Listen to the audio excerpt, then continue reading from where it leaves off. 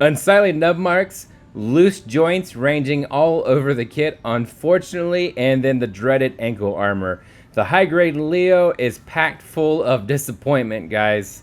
What's up? Today we are taking a look at the high grade Leo from Wing Gundam. Of course, this is part of the Gunpla Evolution project that dropped in 2018. The first thing you want to take notice is how thin the box is. There is not much inside this, but we'll get to that. They do have a nice layout of the different things that's involved in this, and I do like the parts breakdown on the runner there. You can see that's a little bit of the entry grade setup too. A quick view on the side, some details of the Leo suit as well, and then we're kind of moving right into the unboxing here. When you open it up, you can see the manual at the bottom. Literally nothing to it. Again, here's that entry grade breakdown, and I do like that for a beginning kind of kit. And I actually originally wanted to post this as more like a beginner's friendly kit, but after I got into reviewing it, it was just, I couldn't do it anymore, guys. But you can see the various runners coming through, some small beam sabers on that, and a few polycaps, not that many on here. This is snapped together without any panel lining whatsoever, but jumping into the articulation, the head is stagnant. That shoulder moves forwards, a little bit up and down as well, and that armor on that shoulder kind of rotates up and down. 360 spin at that upper bicep, a single bend at the elbow, and then of course that ball joint right there on the hand makes up for the arm piece right there. Moving into the torso, you can see some nice ab crunch there, and then rotation side to side does catch, it won't let the 360 spin. Side skirts are on a ball joint so they can move up and down and twist a little bit some.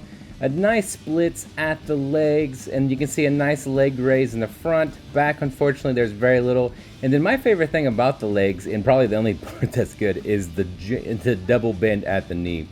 So moving into the accessories here, you can see there isn't a lot of accessories that come with the standard release. There is a ton of Bandai expansions for this kit as well.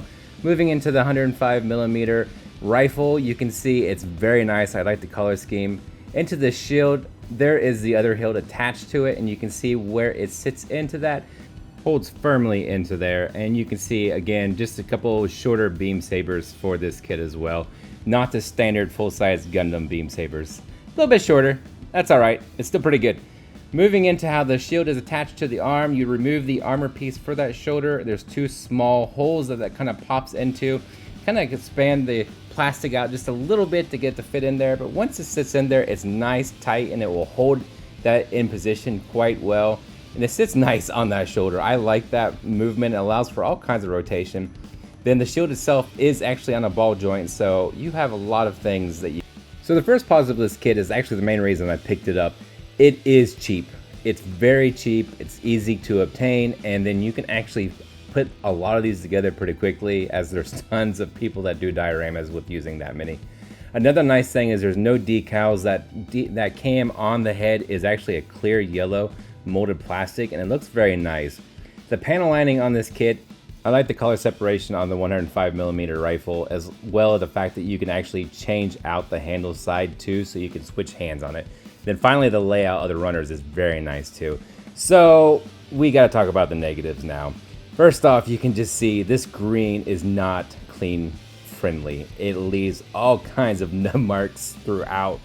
And I will say I cut it out a little bit on the quick side. However, there is a ton of places where I took my glass file to, and there's just nubs, nubs, nubs. There's nub city. And then you look at so many loose joints too, especially around those ball joints that come with that polycap. And just the hips right here was another frustration. Trying to pose this kit made it very difficult. You can see you can tighten them up a little bit when you compress it back together, but I highly recommend taking them off and actually painting them. Then we're going to talk about the dreaded ankle guard. This thing is just trash, honestly. It was very frustrating. It would not stay on to save my life. I debated about just hard gluing it straight on there just to keep it on the kit itself.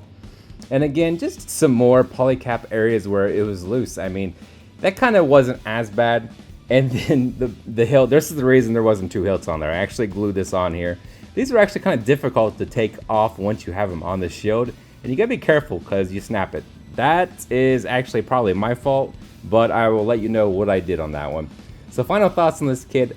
I definitely don't think this is beginner friendly. I would highly recommend, if you're looking to get into the hobby, to go with a different kit. I thought, being so cheap, that this might be a solid kit, and I did know the layout on this.